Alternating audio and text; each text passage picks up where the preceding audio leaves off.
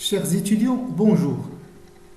La partie 3 de ce chapitre sera consacrée à l'étude de l'interféromètre de Michelson. Alors, ce dispositif a été créé par Michelson. Il est utilisé dans plusieurs montages d'optique. Il permet de mesurer la longueur d'onde d'une radiation monochromatique, mesurer aussi l'épaisseur d'une lame transparente de faible épaisseur. Il permet aussi de mesurer l'indice d'un matériau transparent.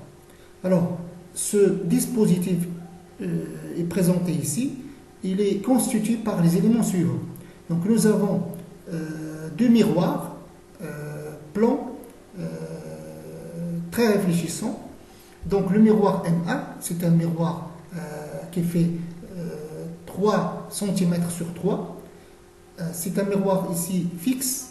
Le miroir M2 est identique au miroir M1, mais ce miroir, il peut bouger. Donc vous avez un palmère qui permet de déplacer ce miroir. Nous avons ici un miroir semi-réfléchissant qui s'appelle la séparatrice. Donc c'est un miroir qui permet de réfléchir 50% de la lumière et transmettre 50%. Nous avons ici une source de lumière qui peut être un laser ou non.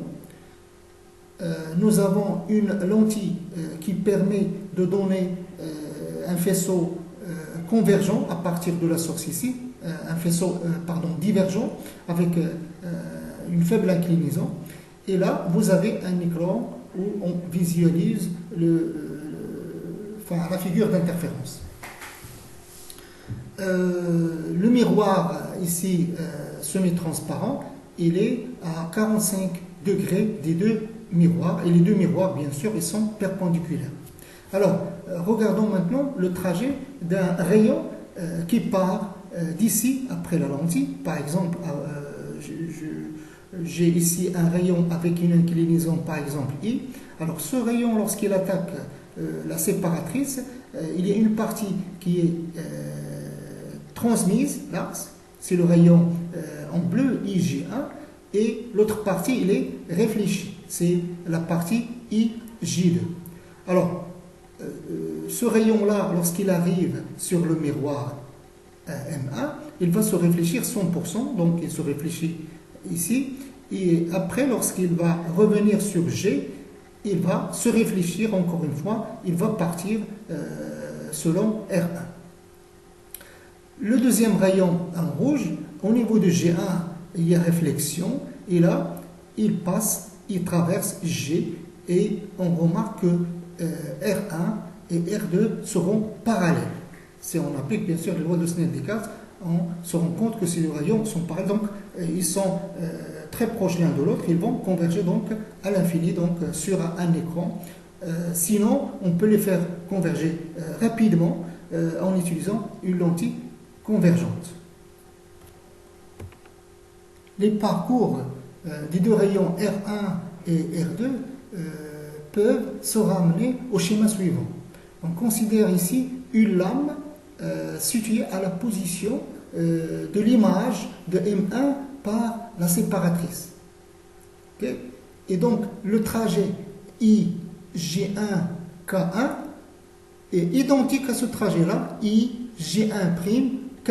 Et donc ce système-là est équivalent à une lame d'air formée par M1', qui est image de M1 par la séparatrice, et le miroir M2. Donc reprenons ici le trajet d'un rayon lumineux, ici, ce rayon-là. Donc quand il arrive sur M1', il y a une partie qui va se réfléchir en bleu. Le rayon qui est transmis ici va se réfléchir sur M2 et va sortir comme ça parallèlement au rayon bleu. Et donc ce dispositif, il est simple, il permet d'étudier l'interféromètre de Michelson de façon simple. Revenons maintenant aux amplitudes. Alors imaginons que l'onde initiale a une amplitude A. Donc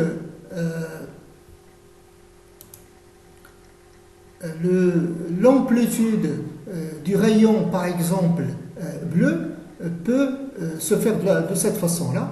Donc, A, l'amplitude initiale, le rayon, il fait, si vous voulez, ici, deux transmissions. Donc, l'amplitude A va être multipliée par T carré, et il fait ici une réflexion, le pouvoir de réflexion est égal à 1, il fait là une réflexion sur la séparatrice, donc petit r. Et donc, l'amplitude de R1 est égale à T carré fois R. Pour le rayon rouge, c'est la même chose. Donc, nous avons d'abord une réflexion petit r, et nous avons ici, là, il y a deux transmissions, donc à T carré fois R. Donc, ces deux rayons, ils ont la même amplitude. Alors, l'exemple de la lame d'air à face parallèle, on l'a déjà étudié dans le chapitre, dans la partie 2 de ce chapitre-là. Et donc, je rappelle ici que la différence de marche entre ces deux rayons-là, hein, le rayon bleu et le rayon rouge, ça s'écrit 2e cosinus de I. Lorsque I, bien sûr, est faible, on peut remplacer cosinus de I par 1 moins I carré sur 2, et l'ordre d'interférence, ça s'écrit de cette façon-là. D'accord? On peut utiliser aussi, exprimer, si vous voulez, le I en fonction de X. Nous avons tangente de I égale à X divisé par la distance focale, si on travaille, bien sûr, avec une lentille ici. D'accord? Si on ne travaille pas avec une lentille, c'est le cas par exemple au TP.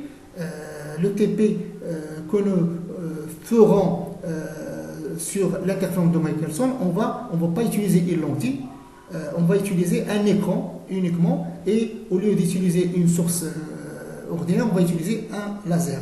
Et donc, je reviens ici à l'ordre d'interférence, il s'écrit sous la forme 2E sur lambda 1 moins x carré sur 2f carré. Et donc, vu la symétrie cylindrique du dispositif, donc on obtient des anneaux concentriques, circulaires, donc des franges brillantes et des franges sombres. Regardons maintenant le cas spécial où M1' et M2 coïncident, c'est-à-dire que l'épaisseur de la lame d'air est égale à 0. Dans ce cas, on dit qu'on a un contact optique. Alors, delta est égal à 0, puisque delta dépend de E, et donc ceci est vrai quel que soit I. Donc l'intensité sera maximale, puisque l'ordre d'interférence est égal à 0. Et donc on obtient sur l'écran une tâche uniformément éclairée. Ça veut dire qu'il n'y a plus on n'a pas de frange, on n'a pas d'anneau. Dans le cas E est différent de 0, c'est-à-dire on a lame d'air, bien sûr, une vraie lame d'air. Dans ce cas, nous avons l'ordre d'interférence, et s'écrit sous cette façon-là, 2E sur lambda facteur de 1 moins x carré sur 2f carré. Alors, la valeur maximale de P, il correspond au centre, puisqu'il correspond à x est égal à 0. Donc cette valeur, c'est P0, c'est 2E sur lambda. Donc P0, c'est l'ordre au centre de la figure d'interférence. Et donc l'ordre d'interférence, il diminue des centres vers la périphérie. On peut utiliser les caractéristiques de l'anneau au centre pour déterminer la longueur d'onde d'une radiation utilisée. Et ça, c'est ce qu'on va faire dans le TP sur l'interféromètre de Michelson. Alors, supposons qu'on a au centre de la figure d'interférence, on a une tache brillante. L'ordre d'interférence au centre, c'est 2E sur lambda. Ça veut dire que l'ordre ça veut dire que l'ordre ici, il est entier. Donc on part de cette situation-là. Si on modifie l'épaisseur de la lame, par exemple en déplaçant le miroir mobile M2, une modification de E entraîne une modification de l'ordre. Et donc la nature de la tâche au centre va changer. Alors si on passe d'une tâche brillante à une tâche brillante, dans ce cas, l'ordre il est entier, mais sa valeur a changé de 1. Et donc, je peux dire que le nombre de défilements, s'il est égal à 1, ça veut dire l'ordre il change de 1. Si maintenant on fait plusieurs défilements, ça veut dire on fait tourner, si vous voulez, la molette du palmaire en modifiant l'épaisseur de la lame, et dans ce cas, on obtient plusieurs défilements de la tâche au centre.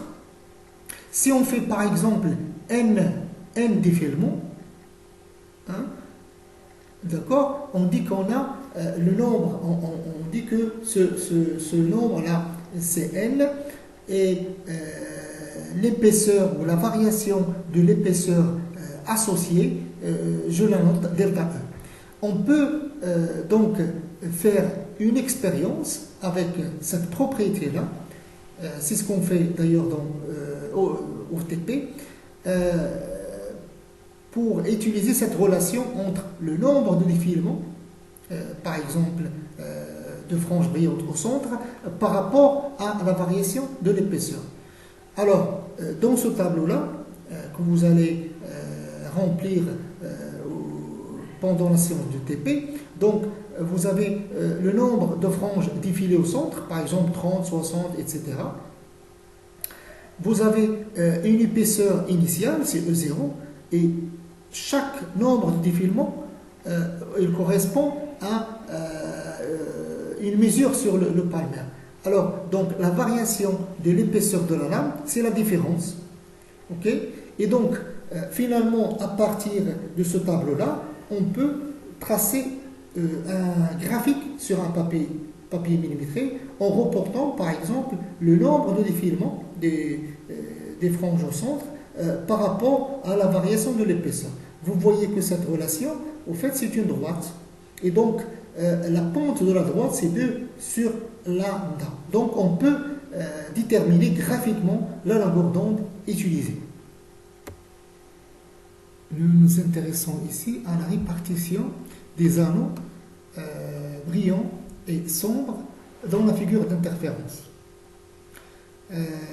Une petite remarque, on a ici, dans la figure d'interférence, on a des anneaux et pas de cercles. Pourquoi? C'est parce que l'œil n'est pas très sensible aux variations de l'intensité. En fait, au milieu de la couronne là, de l'anneau, normalement on a un maximum d'intensité dans le cercle qui est situé dans le milieu de la couronne. Donc l'intensité maximale, de part et d'autre, l'intensité diminue de façon régulière, et donc notre œil ne peut pas distinguer la nuance de l'intensité, donc on voit ici la même couleur. Ok, alors ici on va étudier la répartition des rayons des anneaux brillants et sombres. Ces rayons de ces anneaux n'est pas fortuit, donc ils obéissent à une loi. À partir de cette répartition des rayons des anneaux, on peut déterminer l'épaisseur de la lame d'air. Alors, pour un anneau brillant, l'ordre s'écrit sous cette manière-là, et l'ordre il est entier. Donc, on peut associer à cet anneau-là la valeur xk, et dans ce cas, le xk associé à cet anneau brillant peut s'écrire sous cette manière. Xk au carré égale à f au carré lambda sur e, facteur de P0 moins P.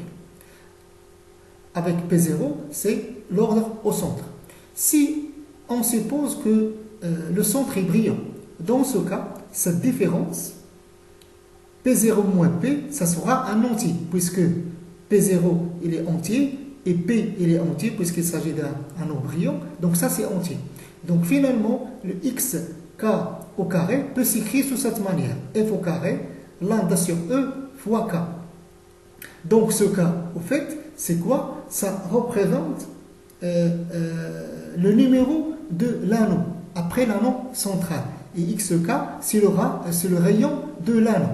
Et donc, je peux dire que cette relation xk au carré égale à r fois k, il relie le rayon du kème anneau brillant après l'anneau central avec, si vous voulez, son numéro. Donc on peut vérifier cette loi expérimentalement. C'est ce qu'on fait dans la manip relative à l'interférence de Michelson. Donc ici dans ce tableau, je donne par exemple le numéro de l'anneau. Je suppose que l'anneau au centre il est brillant et ce numéro-là, il désigne l'ordre ou le numéro de l'anneau qui suit l'anneau central. 1, c'est pour le premier anneau brillant après l'anneau central. 2, c'est le deuxième anneau, etc. Et donc, on va reporter ici les rayons, on va les mesurer des anneaux, l'anneau 1, l'anneau 2, etc. Et on va faire une courbe, on va la tracer en utilisant les rayons au carré en fonction de K. Dans ce cas, on obtient donc une courbe sous forme d'une droite. La pente de cette droite, c'est R. R s'écrit comme ça, puisqu'on connaît par exemple la longueur d'onde et ce F, on peut donc déterminer l'épaisseur de la lame d'air. Alors, une autre question aussi concernant la convergence et la divergence des anneaux. On peut remarquer que lorsqu'on fait, si vous voulez, un déplacement de la lame, du miroir M2 dans un sens, on obtient une convergence, dans l'autre sens, on obtient par exemple une divergence. Alors, ceci peut s'expliquer de cette manière-là. Je prends, imaginons qu'on regarde l'ordre d'un anneau. Cet anneau-là, l'ordre s'écrit sous cette manière-là. Imaginons que je regarde par exemple le 7e anneau. Et le 7e anneau, il a un ordre fixe. C'est le 7e anneau brillant, par exemple, après l'anneau central supposé brillant. Alors, si on déplace le miroir M2 de telle façon à ce que E diminue, dans ce cas, ce facteur-là, il diminue. Pour que P reste constante, il faut que ce facteur-là doit augmenter. Et donc, dans ce cas, pour que ça augmente, il faut que X diminue. Et donc, le rayon de l'anneau numéro 7 va baisser. Et donc, on obtient une convergence ou un défilement vers le centre. Dans le cas contraire, c'est-à-dire lorsque E augmente, ça doit baisser.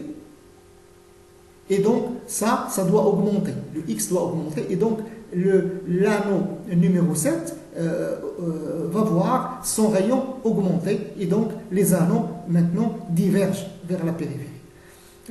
Une toute dernière remarque ici, dans ce slide, c'est par rapport à l'utilisation de F.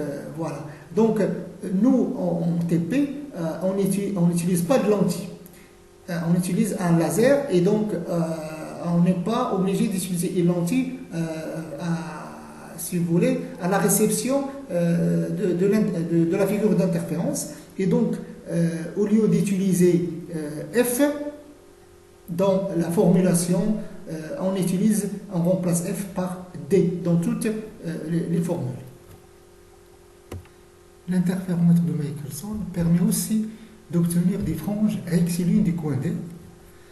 Si on part de la position des contacts optiques, c'est-à-dire E égale à 0, et on fait tourner le miroir M1 d'un petit angle autour de l'axe perpendiculaire au miroir, le parcours des rayons R1 et R2 peut se ramener à ce schéma-là où nous avons un coin d'air ou une lame d'air prismatique avec l'angle alpha. Alors, ce coin d'air est formé par M2, c'est-à-dire la position du miroir M2, et par M1' qui est image de M1 par la séparatrice. Donc la position initiale de M1 c'est là. Lorsqu'on fait tourner M1 d'un petit angle, son image par rapport à la séparatrice, il va être sous cette trace-là. Et donc, le parcours des deux rayons, on peut le reproduire ici. Donc, on a un rayon incident quasi normal, et qui va donner bien sûr le rayon R1 et le rayon R2. Et le phénomène se déroule comme on l'a déjà abordé dans la partie 2 du chapitre 2. Et donc, la différence de marche entre ces deux rayons, c'est 2E. 2E, c'est égal à 2 alpha fois x. Et l'ordre d'interférence peut s'écrire de cette manière-là. Et donc, on obtient des franges sous forme de droite lumineuse. Et donc, on obtient finalement sur le miroir ici des franges sous forme de droite ou de bandes alternativement brillantes et sombres. Alors, la répartition des franges se fait comme suivant. Les franges brillantes, ils correspondent à delta égale à m lambda, l'ordre entier, le déphasage 2mπ, et donc je pose P, la valeur de P, son expression, je pose est égal à m, et j'obtiens donc les positions des franges ou des droites lumineuses brillantes. Donc, la position x égale à 0, il est là, à l'intersection. Et donc, les franges brillantes correspondent à x, m brillante égale à m lambda sur 2 alpha, m est un entier, ici naturel. Les franges sombres, donc, elles sont données par un ordre demi-entier. Donc, ça c'est les abscisses de ces droites-là s'écrivent comme suivant. L'interfrange, puisqu'on a une régularité au niveau de la distribution, donc l'interfrange peut s'écrire sous la forme donc x brillante par exemple m plus 1 moins x brillante m, ça donne ça. Et donc c'est lambda sur 2 alpha. Le dénominateur ici, on voit le facteur, la valeur de l'angle alpha. Donc plus alpha est petit, plus l'interfrange est importante, et donc plus la figure d'interférence sera de qualité. Je présente ici une figure d'interférence obtenue à l'aide d'un interféromètre de Michelson, utilisé en configuration coin d'air avec une lumière blanche. Chaque longueur d'onde va donc donner une figure d'interférence avec la couleur correspondante. Et donc, finalement, la superposition de toutes les figures obtenues pour les longueurs d'onde dans le visible, j'obtiens finalement une bande ici blanche, due au fait qu'on a toutes les couleurs ici. Après, on obtient des bandes irisées avec des couleurs allant du bleu au rouge, et donc cette coloration, elle est due au fait que l'interfrange dépend de la longueur d'onde associée à la radiation.